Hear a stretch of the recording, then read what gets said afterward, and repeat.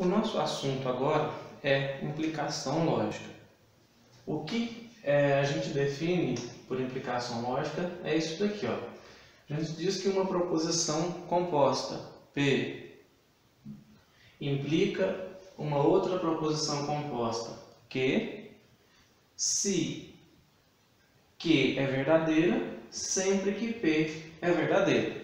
A gente representa isso desse modo. P implica Q. O que quer dizer que a proposição Q é verdadeira sempre que P é verdadeiro? Vamos ver o seguinte, ó. Eu vou mostrar aqui alguns exemplos e a gente vai enxergar isso de modo mais claro. Vamos considerar essas proposições compostas. P e Q, P ou Q, P se somente se P. Q. Vamos verificar aqui as tabelas verdade delas aqui. Então vamos colocar os valores lógicos aqui. Verdadeiro, verdadeiro, falso, falso, verdadeiro, falso, verdadeiro, falso.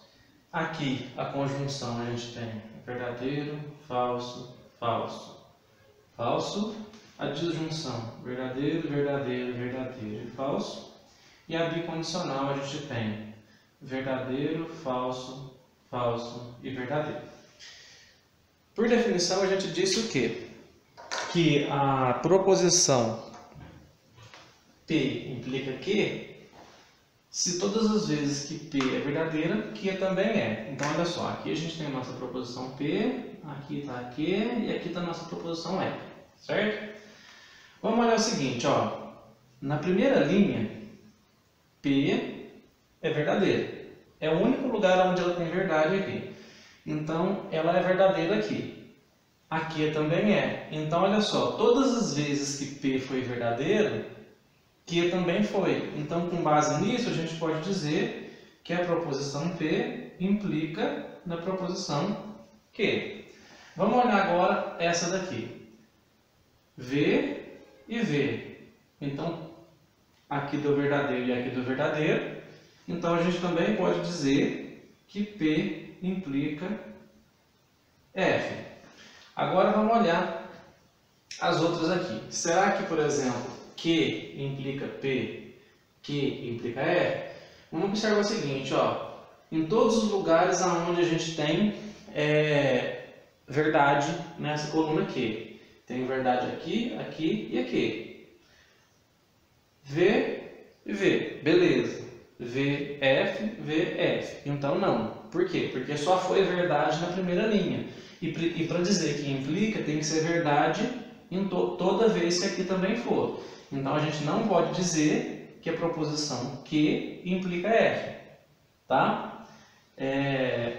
Vamos olhar agora o seguinte. Será que Q implica P? Também não. Pelo mesmo motivo. Olha só. Aqui eu tenho verdadeiro e verdadeiro, mas aqui eu tenho verdadeiro e falso. Então isso não vale.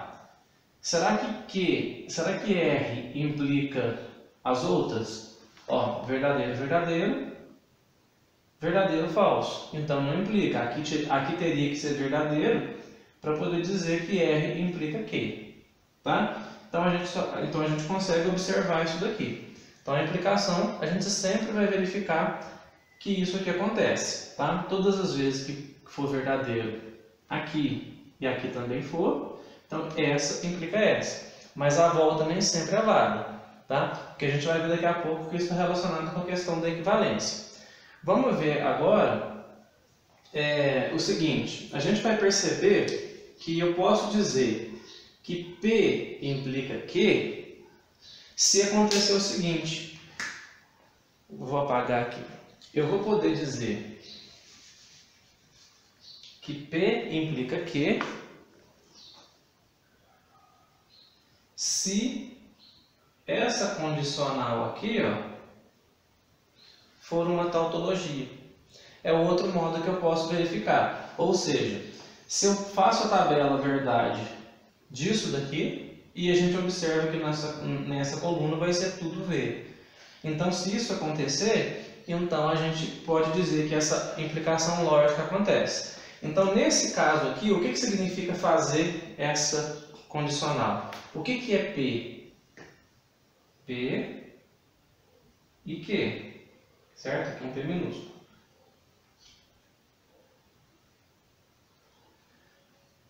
P e Q, condicional com o Q. P ou F. P ou Q também. Então, o que acontece? Se a gente verificar que essa condicional é uma tautologia, então isso aqui implica nisso.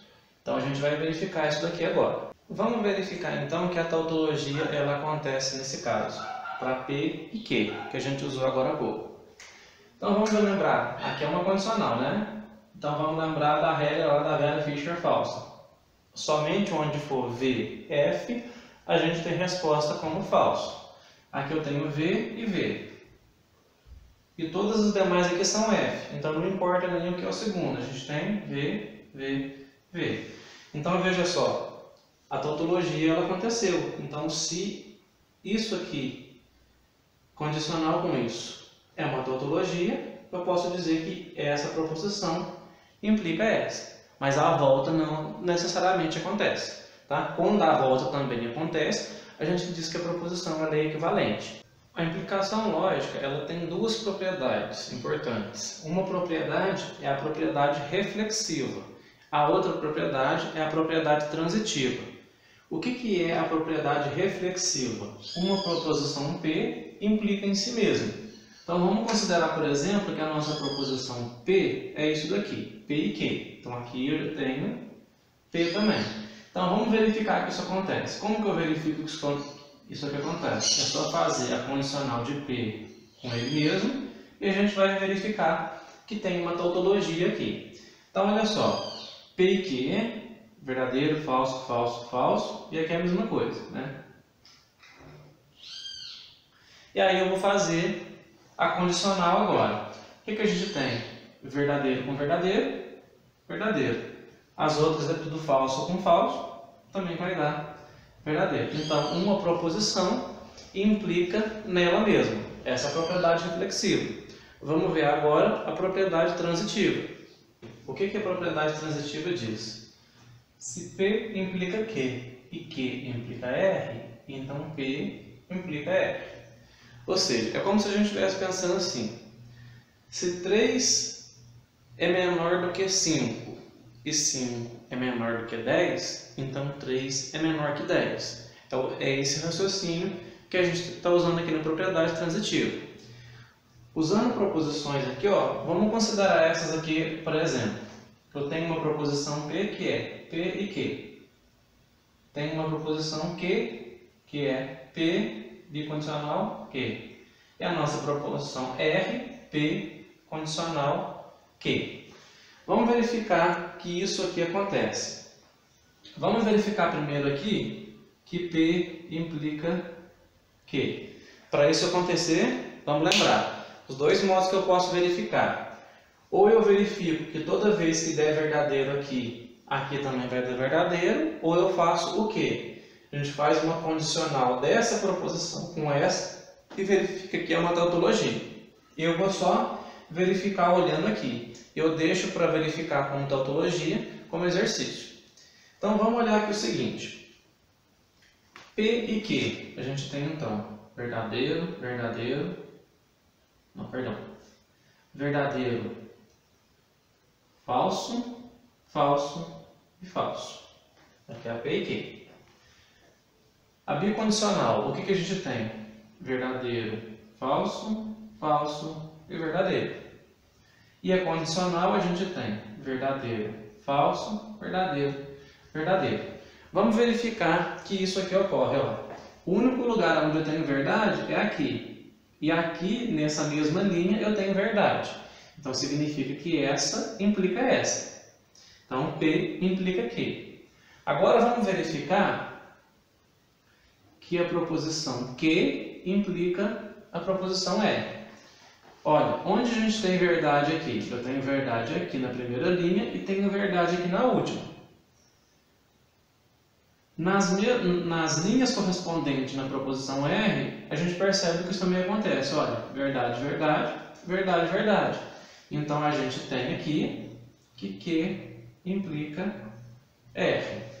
Agora vamos verificar o seguinte.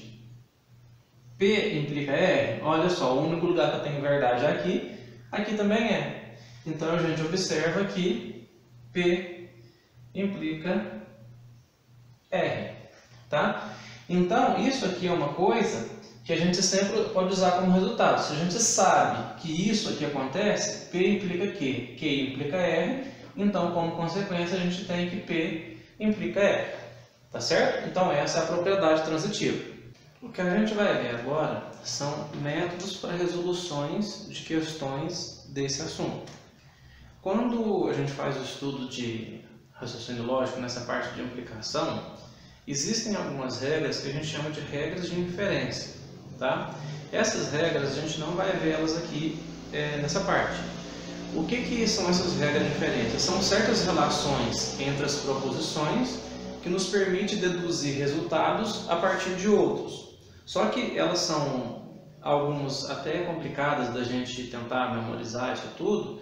Então o que a gente vai fazer, a gente não vai usar essas regras de inferência para resolução das questões. Como que é o tipo de exercício que a gente vai resolver? Nessa parte a gente considera as premissas e a conclusão. O que são as premissas? São as proposições que são dadas no exercício e com base nessas proposições, nessas premissas, a gente conclui alguma coisa no final, tá? A gente vai ver o exemplo disso. Quando a gente resolve esse tipo de problema, basicamente tem dois tipos de exercício, o que a gente pode chamar de tipo 1 e tipo 2, tá? O que é o caso do tipo 1? Tipo 1 é quando as premissas do nosso enunciado, elas só, em algum caso, aparece uma proposição simples ou aparece uma conjunção. Por que esse caso a gente separa ele? Pelo seguinte fato: quando a gente vai resolver, a gente assume que as premissas são verdadeiras, tá? Se o exercício não diz nada, porque há exercícios, há questões em que ele diz, considera isso como verdadeiro e isso como falso. Mas quando não tem isso, a gente assume que as premissas são verdadeiras e a gente chega num resultado. Por que então que a gente considera do tipo 1 quando a gente tem uma proposição simples ou a gente tem uma conjunção? Pelo seguinte motivo: se a proposição é simples e eu estou assumindo que tudo é verdadeiro, então a gente já sabe o valor lógico dessa proposição simples, que é verdade. Se for uma conjunção, o que a gente sabe da conjunção? Que ela só é verdadeira quando as duas proposições são verdadeiras. Então ali na minha premissa, os argumentos todos ali têm que ser verdadeiros. Então a gente já conclui esse resultado. Então, com base nesse resultado, a gente já sabe o que é verdade, a gente volta então nas outras premissas e vai substituindo os valores lógicos de modo que eles tenham a consistência com as tabelas verdade que a gente aprendeu. E no final a gente vê o que é verdade e o que não é, e a gente consegue observar qual é a conclusão da nossa questão. A gente vai ver o exemplo disso daí. No caso 2, existem algumas formas, em alguns vídeos na internet vocês podem encontrar, que eles vão mostrar que tem um encadeamento lógico, tem outras coisas aí. Eu vou falar basicamente uma coisa aqui, que para o nosso caso vai ser suficiente. No tipo 2 é quando não acontece isso que eu falei, que não tem uma conjunção ou não tem ali uma proposição simples. O que a gente vai fazer nesse caso? A gente assume que as premissas são verdadeiras e a gente faz o seguinte: a gente atribui um valor lógico para uma das proposições. Por exemplo, eu tenho uma proposição P ou Q, e aí eu assumo P como falso.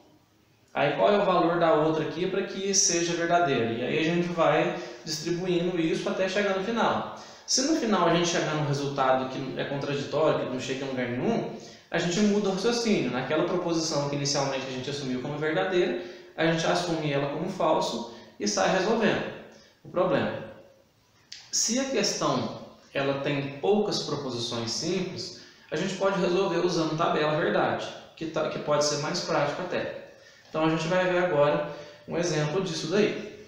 Vamos considerar esse exemplo aqui que caiu numa prova da Prefeitura de Bagé nesse ano de 2020. A questão dizia o seguinte: considere as seguintes proposições verdadeiras. Se João estuda com Maria, então Maria passa na prova. Se Maria passa na prova, então Pedro fica feliz. Pedro não fica feliz. Então essas aqui são as nossas premissas. Aí a pergunta é, qual é a conclusão que eu tiro disso? Aí vem a pergunta, ó, logo pode-se concluir que, letra A, João e Maria estudaram juntos, Maria passou na prova, Pedro fica feliz, Maria passou na prova e João estudou com Maria, Maria não estudou na prova e João não estudou com Maria. Então o que a gente tem que observar aqui? Quando a gente olha para essa pergunta, a gente está interessado, com base nessas conclusões aqui, é saber qual é o valor lógico de cada uma das proposições simples. Quando eu descobrir qual é o valor lógico de cada uma das proposições simples aqui nessas premissas, a gente vai então saber qual resposta dessa aqui que satisfaz a questão. Então vejam só, a gente tem aqui uma proposição simples. Então isso aqui é uma coisa do tipo 1. Então a gente vai usar o raciocínio aqui. Vamos primeiro aqui definir quem são as nossas proposições simples. A gente tem aqui, primeiro, João estuda com Maria. Isso aqui é a nossa proposição P. Maria passa na prova. É a nossa proposição Q. Maria passa na prova de novo. Pedro fica feliz. R. Pedro não fica feliz é simplesmente não R. Então, vamos reescrever essas três aqui na forma de símbolos. A gente tem as três premissas aqui então. A nossa P1, premissa 1. Se P, então Q. A nossa premissa 2 aqui. Se Q, então R. E a terceira premissa que a gente tem aqui é não R. Então a gente tem que descobrir o valor lógico de cada uma das proposições simples para ver o que a gente pode concluir disso daqui. Vamos observar o seguinte. A gente sabe então que aqui tem uma proposição simples, certo? Não P. Então, o que a gente pode observar? Vou escrever elas aqui uma embaixo da outra para ficar mais fácil a gente entender. Tem aqui P, então Q. A gente tem Q, então R. E a gente tem aqui não R. O que a gente sabe de cada uma dessas premissas? A gente assume que todas elas são verdadeiras. Então, todas elas têm um valor lógico verdade aqui. Então, o que a gente observa neste resultado? Não R é verdade. O que a negação faz? Ela muda o valor lógico. Se não R é verdade, isso significa o quê? Que o valor lógico de R é a falsidade. Certo? Então, esse R aqui, ele é falso. O que eu vou fazer então? Vou usar isso nas outras proposições. Vamos observar aqui o seguinte. Então, a gente já sabe que R é falso. Então, aqui é falso. Isso aqui é uma condicional. O resultado dessa condicional é a verdade. Então, lembrem lá, quando que acontece a falsidade? Quando a primeira é verdadeira e a segunda é falsa. Então, se a gente colocar um V aqui no lugar, como valor lógico de Q, eu vou ter V, então F, a nossa resposta vai dar F. Então, não pode ser isso. Então, aqui também é F. A gente tem aqui que o valor lógico de Q é a falsidade também. Agora que a gente já sabe o valor lógico disso, então aqui vai ser F, vai ser exatamente o mesmo raciocínio daqui. Aqui é uma condicional e aqui é F. Para que isso aqui seja verdade, então obrigatoriamente a P ela tem que ser falsa também. Então a gente já sabe que o valor lógico de P também é a falsidade.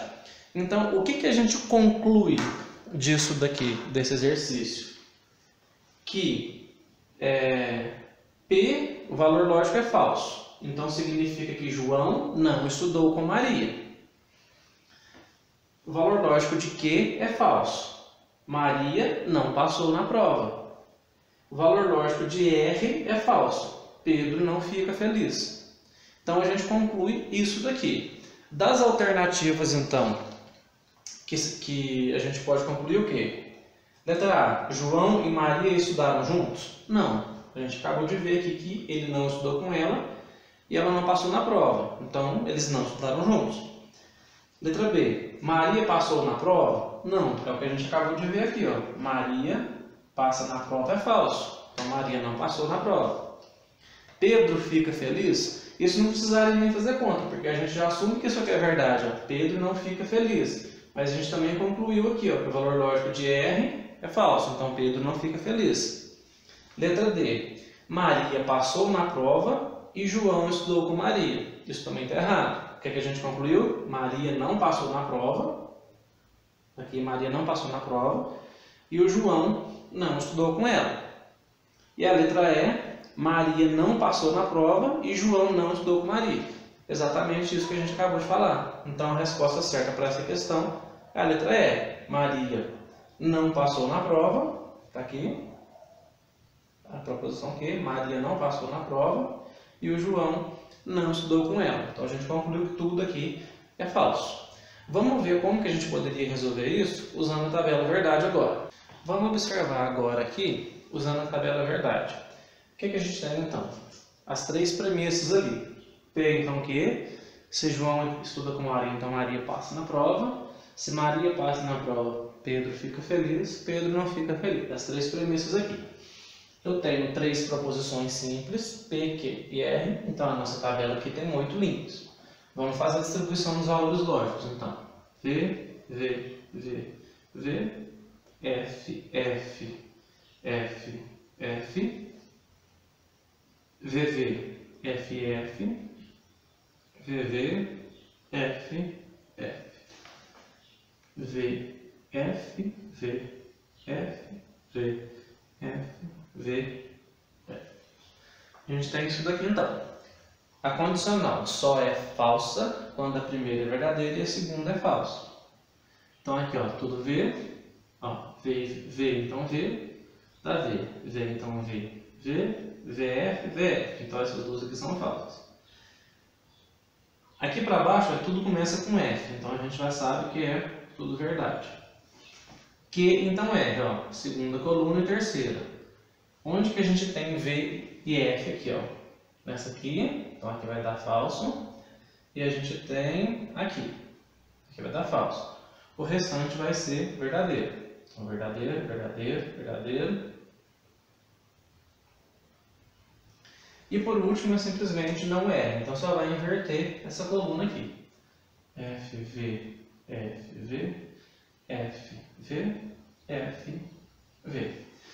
Como que eu olho a resposta dessa questão por essa tabela? O que a gente pode pensar? O que a gente assumiu? A gente assumiu que todas essas três premissas são verdadeiras, né? Isso é verdadeiro, isso é verdadeiro, isso é verdadeiro. Vamos procurar aqui na tabela onde que as três são verdadeiras ao mesmo tempo. O único lugar onde acontece as três verdadeiras é aqui na última linha. E o que a gente tem na última linha? Onde as três são falsas, que é exatamente o que a gente concluiu usando aquele outro raciocínio.